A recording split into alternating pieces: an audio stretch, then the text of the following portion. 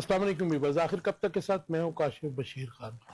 Viewers, आज 27वां यौम तकबीर मना रहे हैं। हमने कल भी प्रोग्राम किया था, यौम तकबीर की मुनासबत से ही किया था। आज भी जो प्रोग्राम है उसका खासा जो होगा और उसका जो महवर होगा वो यौम तकबीर ही होगा।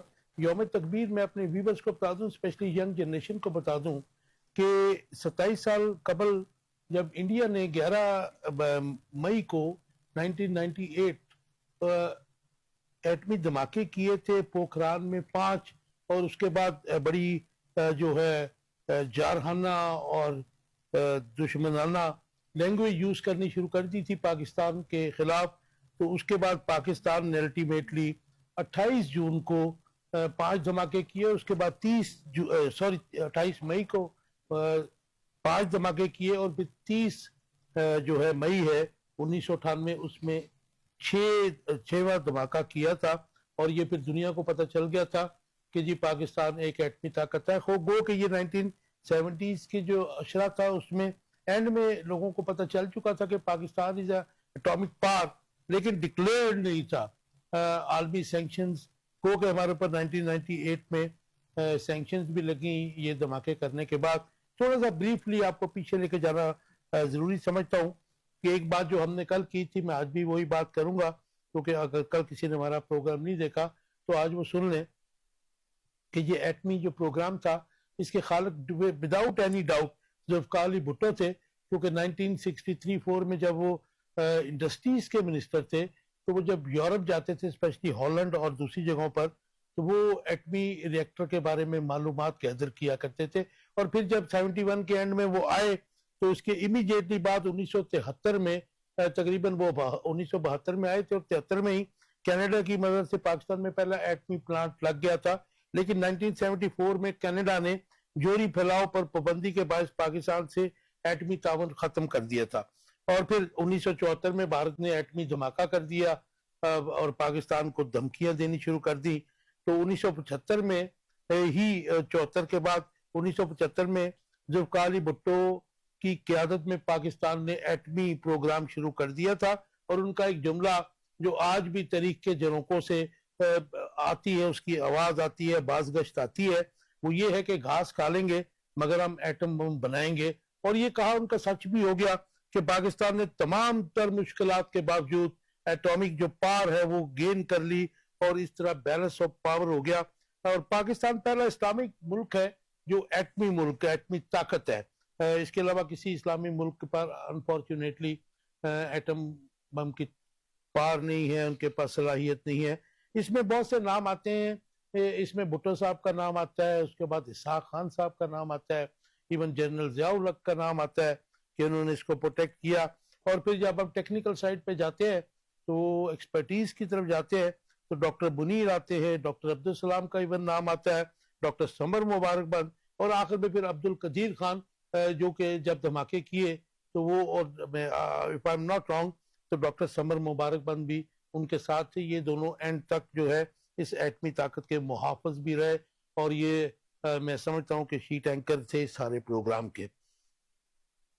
ये 18 मई को जो भारत के पोखरान में धमाकों का पाकिस्तान ने जवाब दिया था, तो उसके बाद पाकिस्तान के एटमी प्रोग्राम ने ताकत का तवाज़ुन कैसे बराबर किया, ये भी आज सवाल होगा हमारा कि इस खित्ते के अंदर या फिर दुनिया के अंदर जो है जो बैलेंस ऑफ पावर जिसे हम कहते हैं वो कैसे बराबर हुआ। और इसके अलावा मगरिब और अमेरिका पाकिस्तान के एटमी प्रोग्राम के मुखालिफ क्यों थे और अभी भी क्यों हैं, ये भी एक सवाल है जो हमारे गेस्ट जवाब देंगे।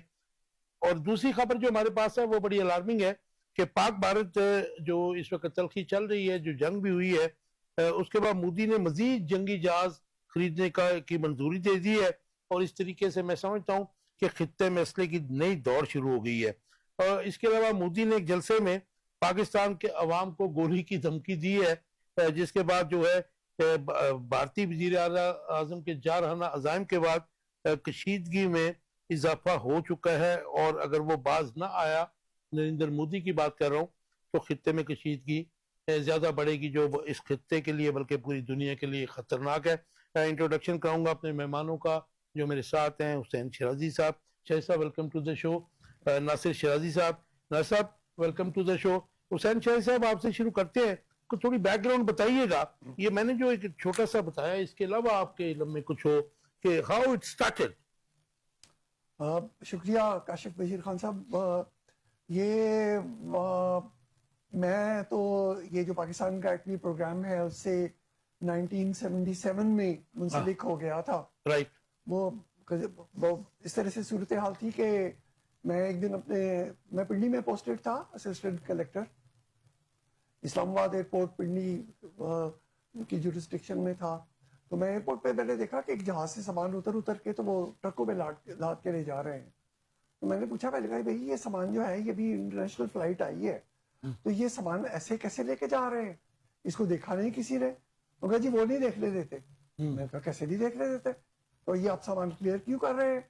तो उनका नहीं जी वो कहते हैं हमने नहीं दिखाना। मैंने कहा बस ठीक है, फिर ये रोक दे। एक जहाज आया रुक गया, दूसरे दिन एक और जहाज आया रुक गया, तीसरे दिन एक और जहाज आया रुक गया, 3 जहाज वहां खड़े हो गए। चौथे दिन मेरे पास वो जो मेजर सदीक थे, एक जो ये क्लियरेंस का काम करते थे, वो मेरे पास एक फाइल लेकर आए, वो जिसके ऊपर वो बाहर लिखा हुआ था फॉर योर आइज ओनली। ये वो सरकारी फाइल होती है जो कि किसी जूनियर ऑफिसर को इसलिए सिर्फ दी जाती है कि इसको खोल के पढ़ लो और पढ़ के इसमें दस्तखत करो और इस पे अमल करो, और फाइल जो बंदा लेके आया उसी के हाथ वापस भेज दो, इसको तुम रख नहीं सकते। फाइल खोली तो उस पर किसी डॉक्टर एकयू खान, उनका एक नोट था कि ये इस्लामाबाद एयरपोर्ट पे कोई नए असिस्टेंट कलेक्टर साहब आए हैं, तो वो तो हमारा सामान कहते जी बगैर एग्जामिन किए क्लियर नहीं हो सकता। तो मार्शल नया नया लगा था और Ghulam Ishaq Khan secretary general in chief थे, और उन्होंने वो फाइल SGN चीफ को मार्क की थी। उन्होंने उसको अपना काट के तो लिखा था कि कानूनी तौर पे असिस्टेंट कलेक्टर ठीक कहता है, तो लेकिन अगर वो चाहे तो खुद जाके जो एयरपोर्ट पे गोदाम है वहां जाके इस सामान का मुआयना कर ले, क्योंकि ये सेंसिटिव गुड्स है। मैंने वो पढ़ के दस्तखत किए, उन्होंने कहा अच्छा सामान ले जाए। मैंने कहा भाई साहब क्यों सामान ले जाए? कहते इसमें ये नहीं लिखा हुआ। मैंने इसमें लिखा है कि असिस्टेंट कलेक्टर अगर चाहे तो खुद सामान देख ले। तो उसने कहा जी आप सामान दिखेंगे? मैंने कहा बिल्कुल देखूंगा। सामान देखते थे हमारे कोई इंस्पेक्टर साहब, उसके ऊपर एक डिप्टी सुपरडेंट साहब, उसके ऊपर एक सुपरडेंट साहब, मैं तो चौथे दर्जे में था। तो उसने कहा जी, मैंने कहा ठीक है कल, उसने कहा जी कल कब देखना? मैंने कल देखेंगे। वो आगे अगले दिन हम चले गए। जो एयरपोर्ट का पुराने एयरपोर्ट का रनवे था उसके दूसरी तरफ सड़क पे बड़े सालों तक वो KRL क्रिकेट ग्राउंड का एक बोर्ड लगा होता था जो इस रास्ते की निशानदेही करता था कि डॉक्टर एकयू खान का सामान और ये उनका दफ्तर इस तरफ है। तो हम पास ही था, थोड़ी देर में हम वहां पहुंच गए। तो वो दूसरी जंग अजीम की जो बैरकें थी टूटी फूटी, उनमें से एक कमरे से एक साहब बाहर निकले। बाद में पता चला ये डॉक्टर एकयू खान है। तो उन्होंने कहा जी आए चाय पिए। तो मैंने कहा कि नहीं जी आप, मैं जिस काम से आया हूँ मेरा काम मुझे दिखाएं। और ईमानदारी की बात है कि अगस्त का महीना था, सख्त गर्मी थी, हबस था और टेम्परेचर था और मैं पसीने से भीगा हुआ था। तो और ये सोच रहा था कि ये तो हमारे तो कोई भी असिस्टेंट कलेक्टर सामान नहीं देखता, तो मैं ये किस वक्त में फंस गया हूँ।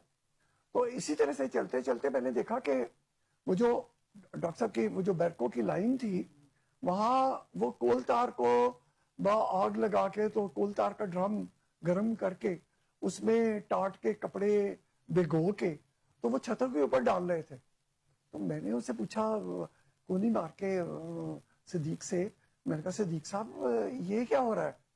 तो डॉक्टर साहब मेरे दाएं हाथ पे थे।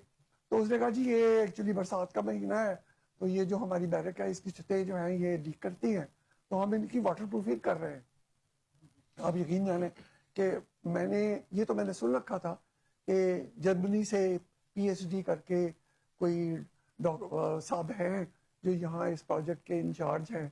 और लेकिन ये मुझे ईमानदारी की बात है कि मुझे बड़ा अजीब लगा कि ये हम तो सरकारी एहलकार जो है हम जाके सबसे पहले एक बड़ा सा दफ्तर बनाते हैं, उसकी शान शौकत में इजाफा करते हैं। तो ये जर्मनी का PhD और یہ پاکستان کا ایٹمی پروگرام اور یہ کول تار میں بھگو کے ٹاٹ سے اپنے دفتر کی واٹر پروفنگ کر رہا ہے.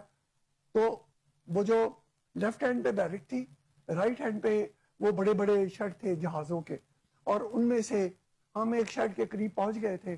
ایک بڑا سا دروازہ جو تھا وہ کسی نے گڑا گڑا کر کے کھولا, لیکن اس وقت تک میں آپ کو یقین دلاتا ہوں کہ میں دل میں مطمئن ہو چکا تھا کہ جرمنی سے پی ایچ ڈی کر کے آنے والا بندہ اگر اس ماحول میں کام کر رہا ہے نا تو یہ کوئی سچا آدمی ہے.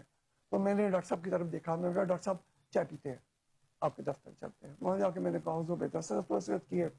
ڈاکٹر صاحب سے ہماری بڑی دوستی ہو گئی, اور وہ دوستی جو تھی, میں نے 2080 تک میں اسلام آباد ایئرپورٹ رہا, اور شروع میں مجھے یاد ہے کہ کئی دفعہ ڈاکٹر صاحب فون کرتے تھے تو میں رات کے 2 بجے چلا جاتا تھا.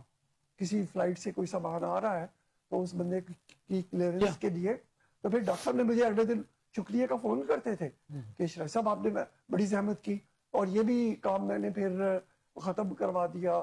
پھر ڈاکٹر صاحب نے ہی لکھا کہ میں نے ایئرپورٹ پہ وہ لائٹیں لگوا دی ہم لوگوں نے کہ آپ اپنا سامان ادھر سے کلیئر کریں اور رن وے کراس کر کے دوسری طرف اپنے گودام میں لے جائیں. تو ڈاکٹر صاحب سے وہ جو دوستی شروع ہوئی وہ پھر 2021 تک چلی, بلکہ وفا سے کوئی 2-2.5 مہینے پہلے انہوں نے میرے بارے میں ایک پورا کالم لکھا. جب جی ہاں میں نے پڑھا ہے وہ, جی میں انشاءاللہ وہ بھی دکھاؤں گا.